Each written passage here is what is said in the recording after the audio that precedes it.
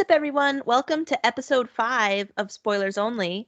On today's new episode, we will be discussing the season 1 finale of Hulu's Only Murders in the Building, plus the last few episodes that led up to the season finale. It's really funny to touch back on this show since it was the first episode that we've done. And we gave our theories in the first episode. And unfortunately, we were wrong. We were wrong about a lot of stuff. But it's really funny because a lot of the things that, we were wrong about, they started making sense like in the episode that came out right after we recorded. It was the episode that came out right after because right then, within 5 minutes of starting, I was like, wait a minute. I felt weird about this one thing that I didn't mention before, but that makes a lot of sense. And then, so all of our theories are wrong. Please, nobody listen to them. This is a formal retraction. Yeah, it was definitely the 8th episode of the first season that changed everything. In my mind, at least, it cleared up a lot of questions. How we were talking about how we really thought that it was Teddy and Theo that had, and yeah, it was just it was just so funny, and I don't think we were the only ones that felt that way though. I think of the consensus of the show was it was all kind of pointing towards Teddy and Theo. And then right as soon as the 8th episode started, I was like, well, there goes that. Now I got to start all over. One thing that I loved about the whole show itself was how those first 7 episodes, how it took so long for the average viewer to sort of have an idea of who they think did it. And there were so many different characters that you could have picked, and you could have a motive behind that, and you can sort of explain your reasoning. And I just love how from episodes 8 through 10, just those last 3, it painted the clearest picture of what happened. And sure enough, by the finale, everything was explained. We knew who did it. And then it, of course, set it up for season 2.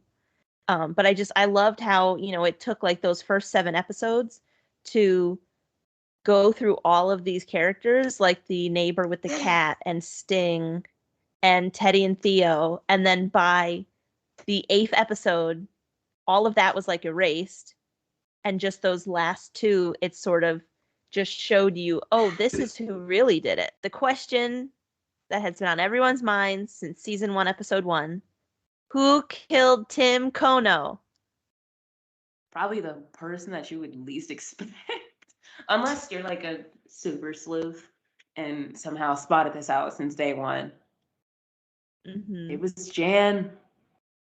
It was Jan the bassoonist, Charles' girlfriend. I think I was really upset to find out that all of my theories were not right at all. Yeah, I get it. So did I. I kind of want to go back and rewatch the show just to see if there was some stuff that I didn't pick up on. Yeah. Because usually watching shows like this, it's super fun to go back now that you know everything. Yes. To go back and see maybe if there were some clues pointing to the surefire answer rather than theories. Yeah, and I get that, and I think I might actually do that as well, because I think one thing that is so fun is when you're, like you said, when you're watching a show like this, to go back now from the perspective of someone who knows everything that happens and knows the final answer sort of for this season. You can watch it at a different perspective and sort of maybe see how the camera might have lingered on Jan a little too long, or some sort of suspicious music that played in the background that might have just gone over your head the first time. But I mean, it was definitely a surprise. It was a shock, because you just felt like when episode 7 was happening, it seemed it was close to the finale. It seemed like they were all pointing in the right direction. But the one thing that never really made sense, and that was also touched on with some of the fans of the podcast within the show, was why would Teddy Demas sponsor a podcast that would possibly expose him for murdering, or expose his son for murdering somebody? No, I think you make a really good point, because yeah, why would Teddy Demas, sponsor a show that could potentially lead to his conviction because his son was involved in the murder of Zoe, a girl who Tim was friends with. And now Tim's turned up dead. So, like, he was, yeah, they were guilty, but, they weren't guilty of this murder. But that definitely does look a little incriminating regardless. So, it makes sense. Exactly, because the podcast that Charles, Mabel, and Oliver started was to figure out who killed Tim. And, as they went along, and as the season progressed as well, you found out that, oh, Mabel did have connections with Tim, and you would see the flashbacks to the group of like the Hardy Boys, the group that they had when they were kids. And then you found out about Zoe, and then you found out Theo's connection to Zoe, and then Teddy was brought in, and it was just everything all sort of culminated together, and it made it seem like, oh, it's really looking like Teddy had something to do with this. Yeah, But because, like, once again, he knew of the case. Like, he knew who it was about. So, like, he could mhm, put two and two together. Like, oh, yeah, he knew this person, but, he'd know that he didn't kill her. But, I mean, oops, he knew he didn't kill Tim, but, the Zoe situation could still very much have came up. So, that just wasn't good on his mhm. part. But they needed sponsors. So,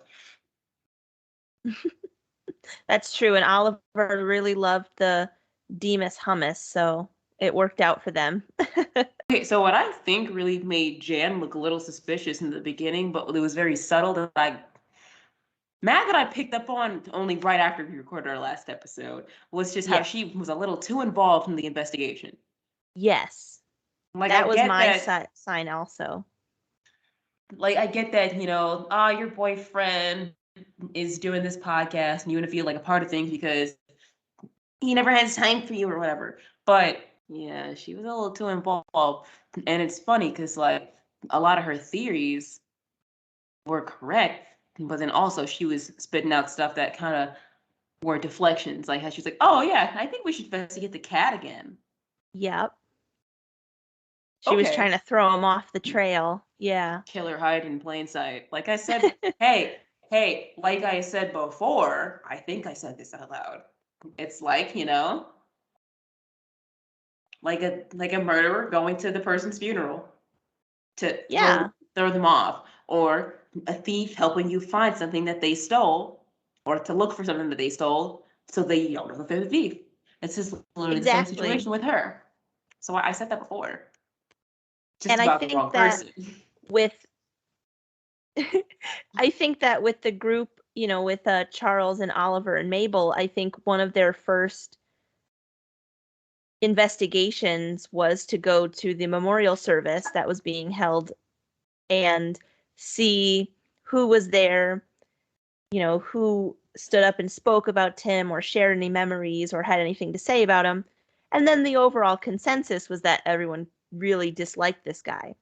So it sort of opened up the suspect pool, and they didn't really know where to begin. So, they went with the neighbor with the cat. They looked at the Demases. They looked at Sting.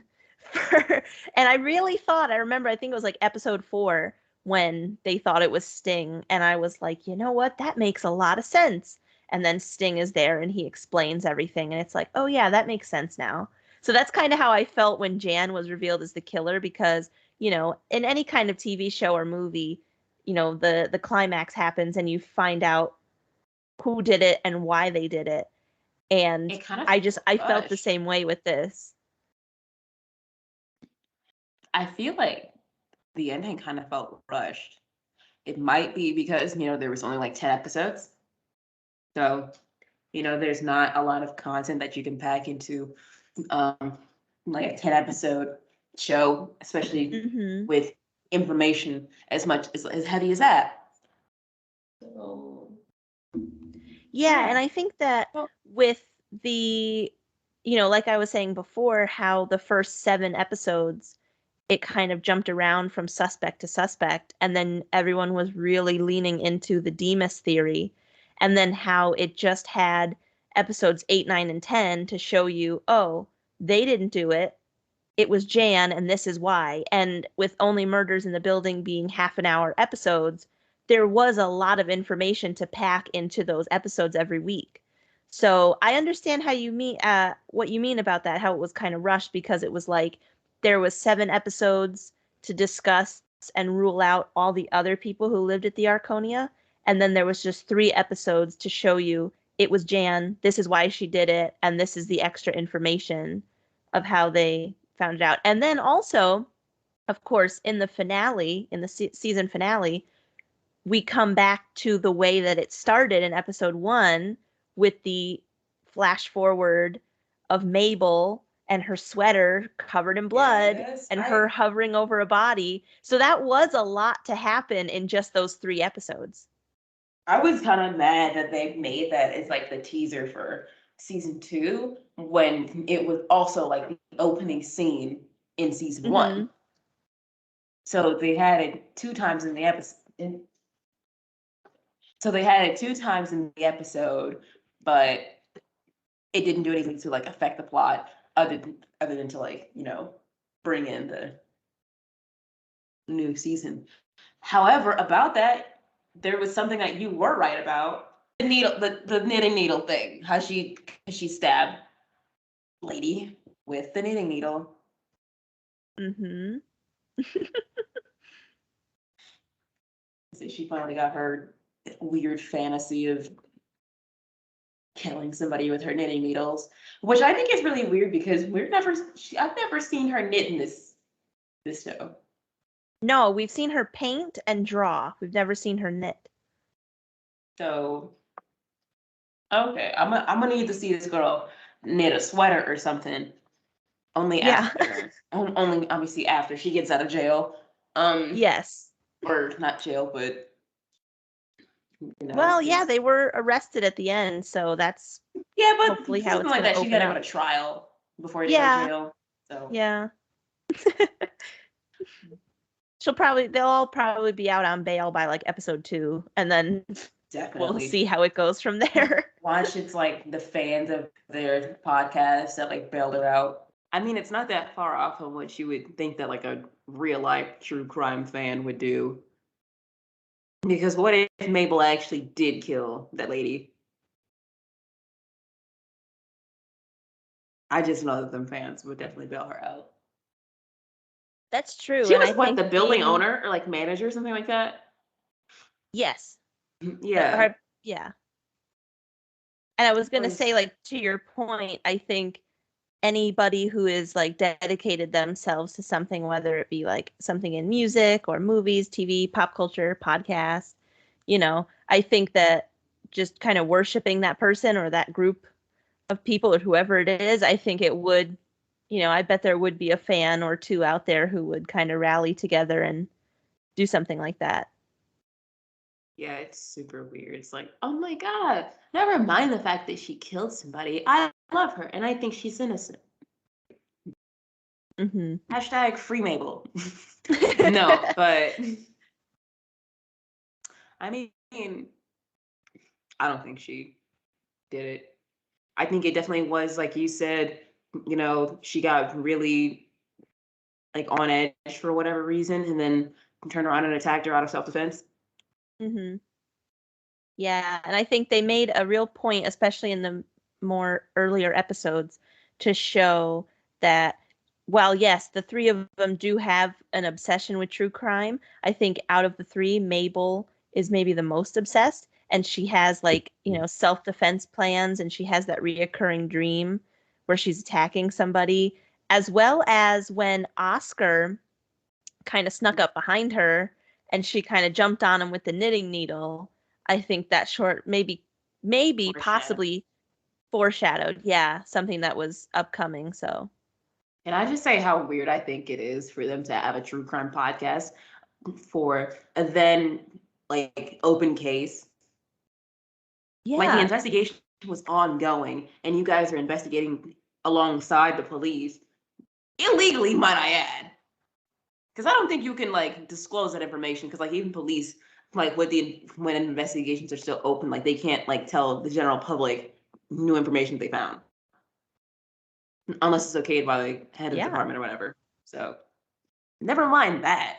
Never mind that. I just think that it's Yeah. really weird that they're like, oh, this guy died 2 days ago. In our building, the police are investigating it. Why don't we start a podcast and talk about it? I know. That's a little weird. It's a little weird. Like, I feel like, why couldn't y'all like talk about like Ted Bundy or something like everybody else? Mm-hmm. But the case of the guy who died 2 days ago, if it was even that, it might have been one day, same day. No, it was definitely same day. It was same day. Because it was when they went down to like the cafe when their building got evacuated. And they're Yeah. like, haha, that'd be so I love that podcast that you're listening to right now. Oh my God, someone died in our building. What if we started a podcast talking about this? You're weird. You're weird And for they that. were off. Yep. And it just started after that. I think the true crime world definitely is just a little weird when it comes to stuff like that because you have to remember that these are real life people. So for you to investigate a story or investigate a case that, it's a cold case, investigate it like you are the police or like it even is just a regular old story that you read in a book, that's a little Mhm. weird. That's a little weird. Yeah, I mean, for the past few years, like especially looking on like Apple Podcasts or Spotify, there's a whole like section dedicated to true crime. And while like every once in a while I do enjoy the true crime like TV shows, I've never really gotten into podcasts for true crime. So I think that was also one reason why I wasn't sure if I'd really like Only Murders in the Building because I knew it was a Yeah. comedy. I knew there were some true crime or crime aspects to it, which I do, like I said, I do enjoy like crime TV shows. But, it kind of all centered around a true crime podcast. And when I read and saw the trailer, I was like, well, I don't really know if this is something I'll get into, but I was wrong. I love it. It's definitely my favorite show I've seen in a long time. It was just so great, so Apart from Succession. enjoyable. Of course. Of course. um, yeah, as you said, I was also very wrong, but I'm not really too big on true crime just because I think that it's a little weird that it's not like cases from 70 years ago. It's cases from 2 weeks ago. Like you guys don't think that it would be a little weird if all of a sudden, you know, what if me and like my friend decided to start a podcast about some guy that got shot last week in this town, in our town, and we ourselves decide to investigate it? That would be a Yeah. little weird, would it not? A little weird and dangerous, I think. Yeah. Oh no, someone got murdered in our building. Let's go find that murderer. Yeah. With no like defense other than a girl with knitting needles with a weird fantasy. Hmm. Whatever. What else?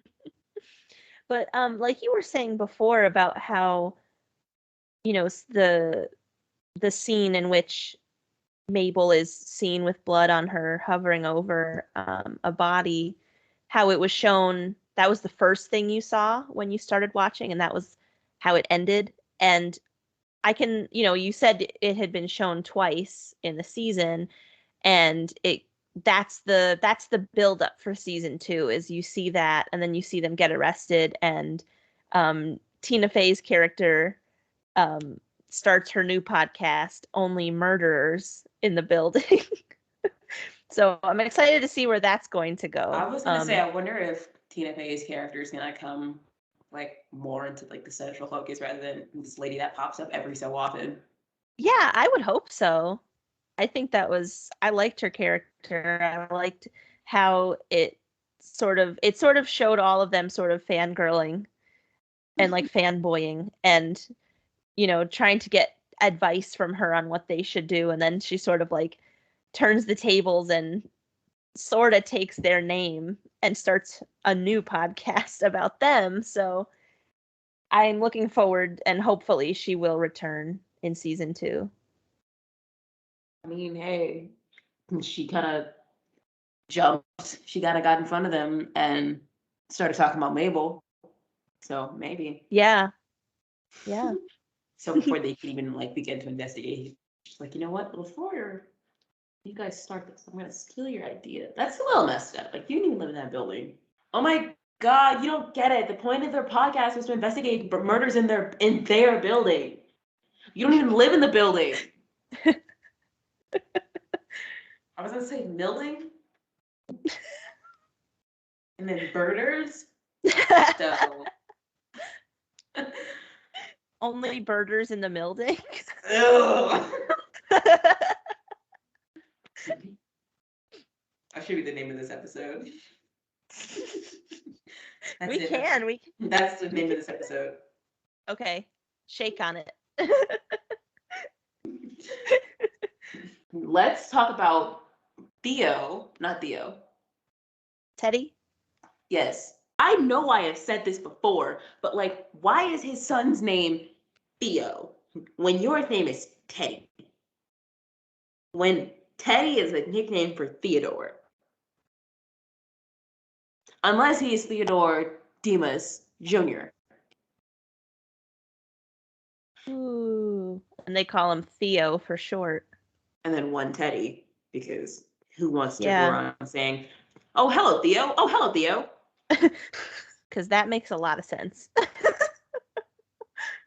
It's always bothered me, which is why I could never remember his name, because I'm like, oh, no, they're just referring to him and his nickname. No, no, they just did 2 different people with the same name. So at the end of episode 7, we see Mabel and Oliver at the funeral home, and they get kidnapped by Teddy and Theo.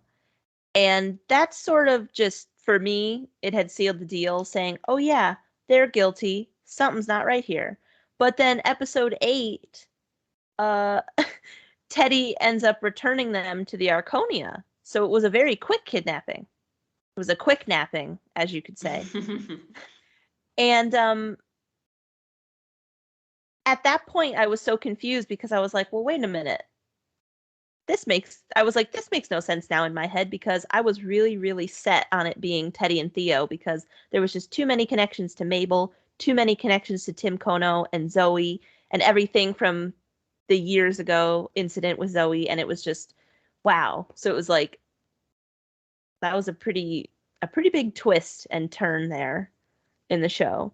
And so when they arrive at the building, one of my favorite parts was when the super fans were waiting outside for them. And, Mabel and Oliver stop and they talk to them. And, there was also some connections with the Green Ring that was going around. And that's another reason why the whole thing with Teddy, Theo, Tim, Mabel, and Zoe, that and Oscar as well, that entire like episode arc or story arc, it was just so confusing to me, because I really thought it was them, because there was just too many things. And especially with the jewelry company, when they found out that the name on the check was Angel, and that was like a black market jewelry dealer, and then it had to do with Zoe's ring. There was just so many coincidences and like connections within that storyline. But so to bring the actual killer, Jan, into the picture, one of my favorite parts from episode 8 was when she got back to her apartment and there was a menacing note on the door that said, "I'm watching you." And I can't really remember, did we ever figure out who put that note there? Because I might just be blanking on it. But did we ever find out if did she plant that or did someone put that there? It's been a second since I've seen that episode. So to spin off your question with another question, did Charles ever see the note? No, I don't believe so. Okay, so if that's the case, she very well could have done it herself, but I feel like she would only do that to like show Charles the note. Yes. I see what you mean. Unless, like if somebody else was around. Because Theo and Teddy, like they were kind of low key about them watching him. Mm-hmm. And until they got kidnapped. in that episode, we find out that Teddy and Theo were outside of the building when the fire alarm went off.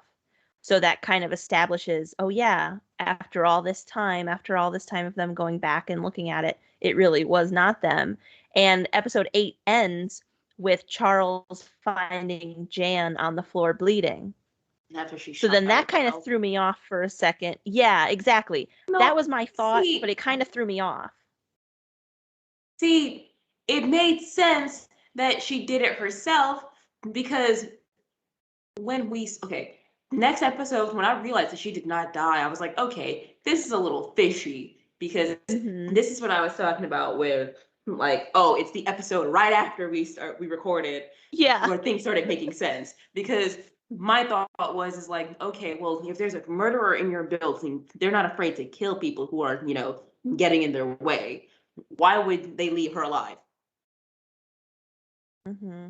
She only shot herself in the thigh meat just to be like, oh no, Yeah. someone's after me. Another, like you said earlier, another thing for her to kind of deflect and take the attention off of her. Because she was still very adamant on like helping them with their investigation. Yeah. If I was her and somebody else shot me because I'm investigating something, no, I'd be like, you know what? I'm done. I'm done. Yep. Done. I want no part in this anymore. I'm not gonna be like, you know what? Let's do this. Let's do this. Let's get this done. Y'all, listen, I'm gonna call the police. I'm gonna tell them that they're still out there. It wasn't a suicide. Reopen the investigation, please. But I'm gonna let the law enforcement handle this. I'm gonna let the detectives handle this. I have no certification, no credentials for this. I'm just some guy. I'm just some guy in this building. I'm gonna leave it to y'all. Because if folks are just out here shooting people all willy-nilly, I want no part. I want no part. Yep. 100%. 100%. That kind of reminds me of, this is completely unrelated, but kind of. It's unrelated to this genre, I guess. And the movie Orphan.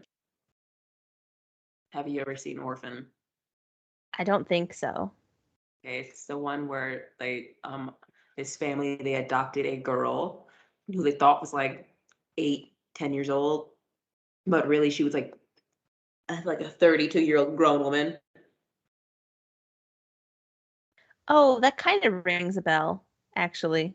When did that come out? Is that fairly new? Nope. Oh. Like 2009-ish.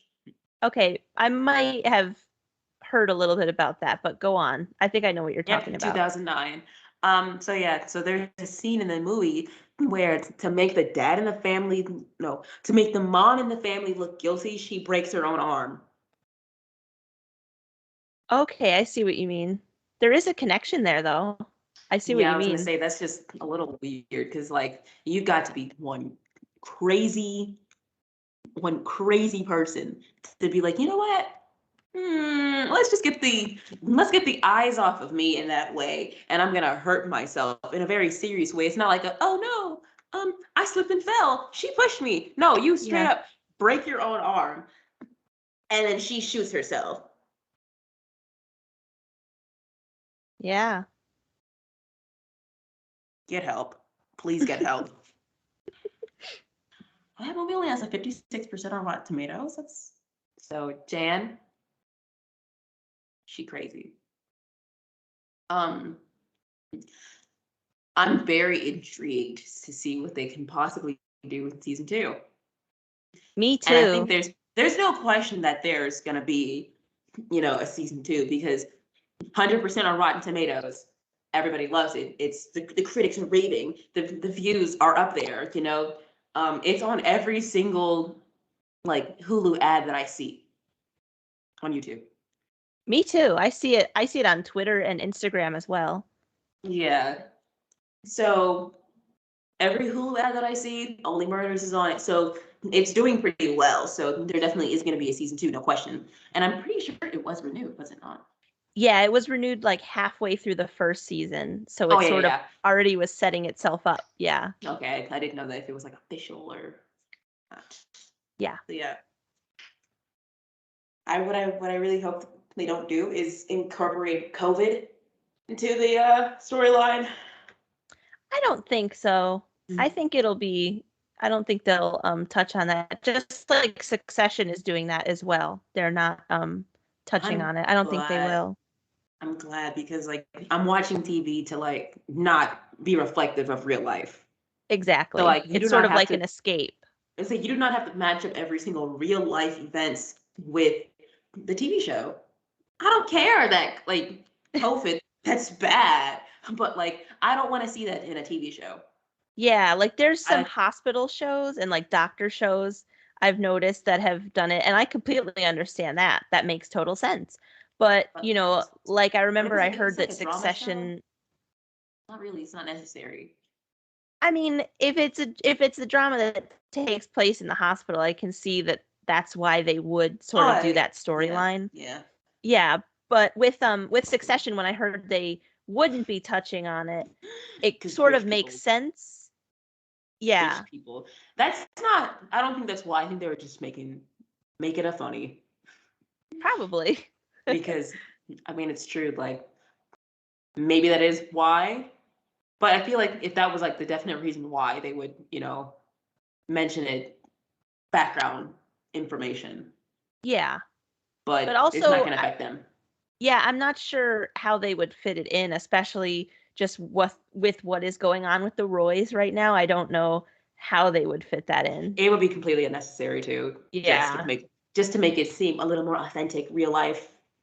We don't need Hmm. that. I don't want authentic. I just want Roy drama. Yeah. Anyway, But yeah, back to I was gonna everything that say, happens at the Arconia. I am before we very spin off excited. and talk about Roy family Yeah. way too much, let's circle back to this. Yep. Yeah, I that's think that's our that's our other episodes. Yeah, I agree with you. I'm like super excited for season 2. Hopefully they've already started filming so we can get some trailers and some info soon. But I'm yeah, I so can't wait. excited. That's such a good show. Hulu that definitely are putting out a lot of good shows, but for some reason it takes a while for them to get rebooted, or at least Hmm. the new season to get out because not rebooted, renewed. I get why because COVID has put like complications on like processes and stuff, but Definitely. there's a couple shows that I'm like, can we hurry up because I want to see what's gonna happen next. Yeah, Hulu is like slowly becoming my favorite when it comes to like original TV shows.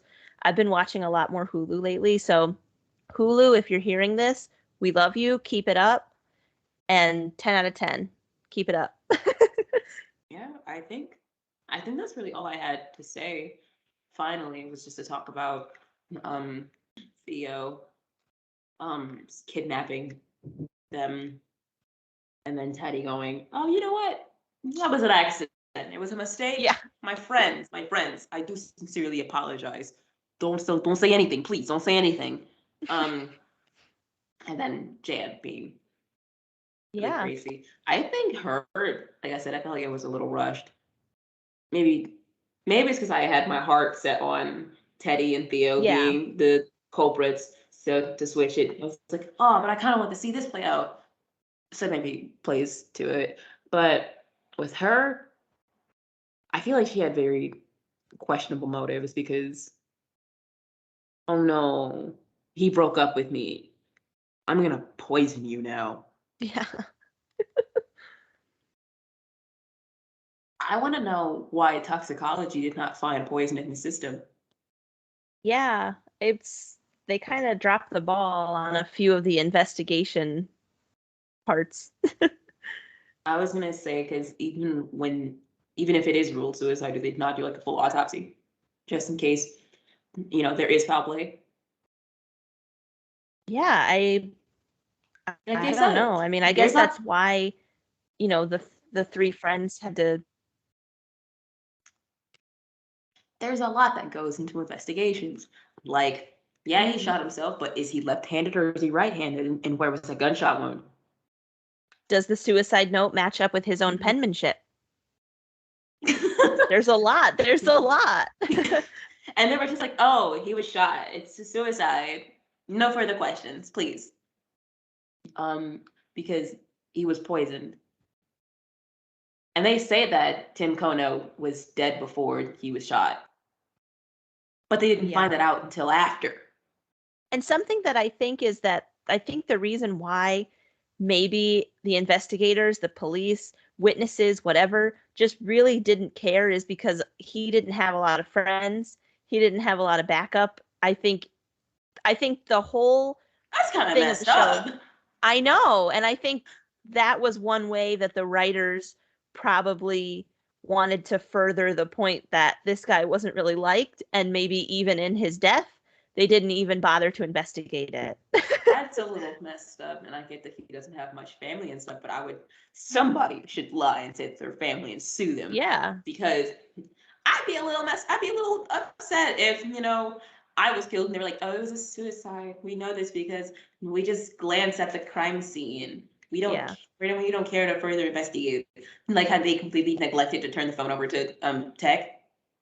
Yeah, exactly. And when they realized he didn't send it over, they closed the investigation, and instead of like opening the case back up, which is very possible to do. Mm-hmm. And also, one more point I was going to say is I think that probably a reason why Mabel wanted to do the podcast and was so involved in it was because she had that connection to Tim she was trying to keep secret, at least up until a point. And also, the events with Zoe and Oscar being wrongly imprisoned. I just think that all of that was, probably still fresh in her mind, even though it was 10 years prior. And I think she just, even though Tim didn't have friends or family, he wasn't well liked in his building by the other tenants. I think that it was like she took it on as her responsibility to figure out what happened and sort of just let him be at peace now. And now we know that it was Jan. So, wow. I think overall, though, I think it was a good finale, even though, like you said, it didn't necessarily go the way that we wanted or the way that we were looking forward to it going with the Teddy and Theo stuff. Overall, I still think it was good. I think I just wanted to be right. Yeah. Yeah, me too. Maybe next time. Yeah, we've got a season 2, so the possibilities are endless, and I feel like getting a little notebook and like keeping all the theories written down for season 2. I want to get like really involved in it. It's a really good show. Yeah. All right, so I think that's going to conclude our talk of Only Murders in the Building. It's been a very interesting finale, to say the least.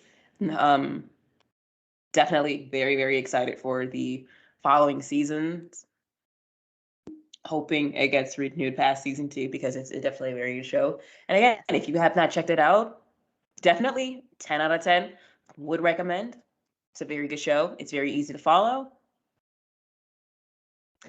And if our talk about it has not intrigued you enough, if you haven't watched it, that's really unfortunate.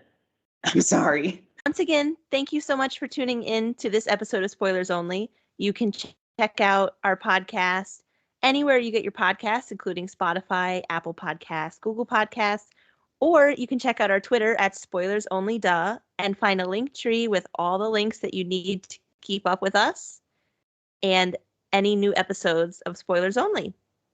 Catch you next time.